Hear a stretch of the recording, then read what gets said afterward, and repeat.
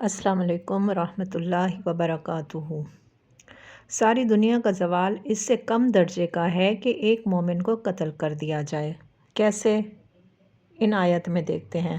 रब्बिश्रह ली सदरी व यस्सिर ली अमरी वहलुल उक़दतम मिन लिसानी यफ़क़हू क़ौली रब्बि ज़िदनी इल्मा।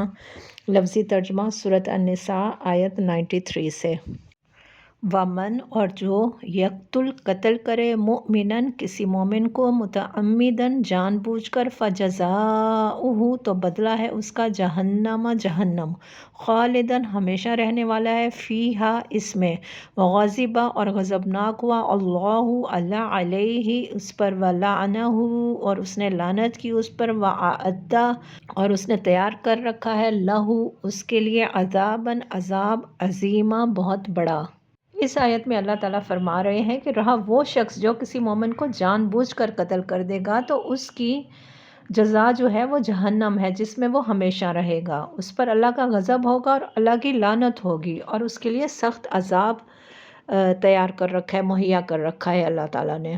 या अय्युहल्लज़ीना ए लोगो जो आमनू ईमान लाए हो इज़ा जब ज़रब तुम सफ़र करो तुम फ़ी सबीलिल्लाहि अल्लाह के रास्ते में फ़तबय्यनु तो तहकीक कर लिया करो वाला और ना तक़ूलू तुम कहो लिमन उसके लिए जो अलक़ा डाले इलैकुमुस्सलाम तरफ तुम्हारे सलाम लस्ता नहीं हो तुम मुमिनन मोमिन तब तगूना तुम चाहते हो अरज़ा सामान अल हयात दुनिया ज़िंदगी का दुनिया की फ़इंदल्लाहि तो पास अल्लाह के मग़ानिम गनीमतें हैं कसीरा बहुत सी कज़ालिका इसी तरह कुन तुम थे तुम मिन कब्लो इससे पहले फ़मन्नल्लाहु तो एहसान किया अल्लाह ने अलैकुम तुम पर फ़तबय्यनु बस तहकीक कर लिया करो इन्नल्लाह बेशक अल्लाह काना है बिमा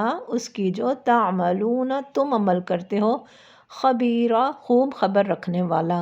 इस आयत में अल्लाह ताला फरमा रहे हैं कि ए लोगो जो ईमान लाए हो जब तुम अल्लाह की राह में जहाद के लिए निकलो तो दुश्मन और दोस्त में तमीज़ कर लिया करो और जो तुम्हारी तरफ सलाम से तकदीम करे उसे फ़ौरन ना कह दिया करो कि तू मोमिन नहीं है। अगर तुम दुनियावी फ़ायदा चाहते हो तो अल्लाह के पास तुम्हारे लिए बहुत से अमवाले गनीमत हैं।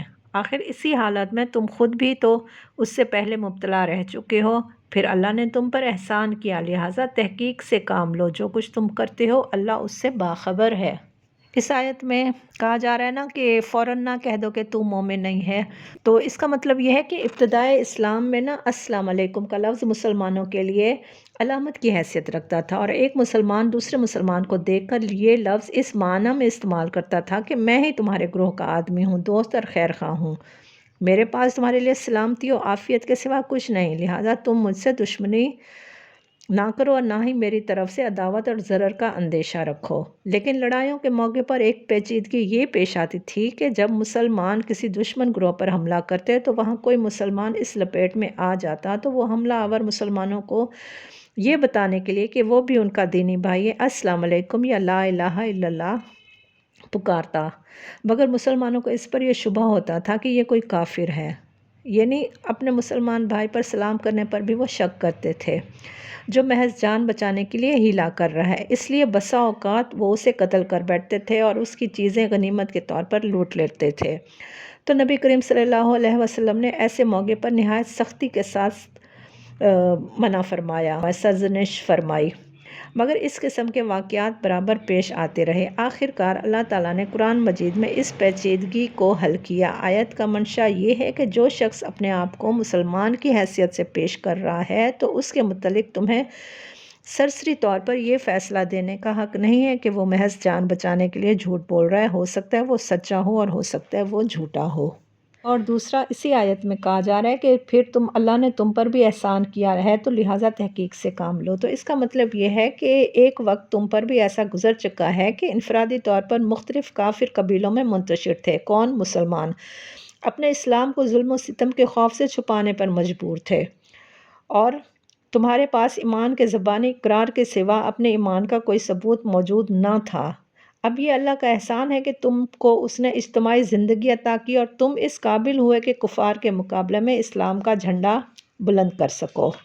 اس احسان کا یہ کوئی صحیح شکریہ نہیں ہے کہ جو مسلمان ابھی پہلی حالت میں مبتلا ہیں ان کے ساتھ نرمی اور رعایت سے کام نہ لو۔ یعنی اس آیت میں یہی کہا جا رہا ہے کہ وقتی فوری طور پر حکمت عملی اختیار نہ کی جائے بلکہ تحقیق کر لی جائے۔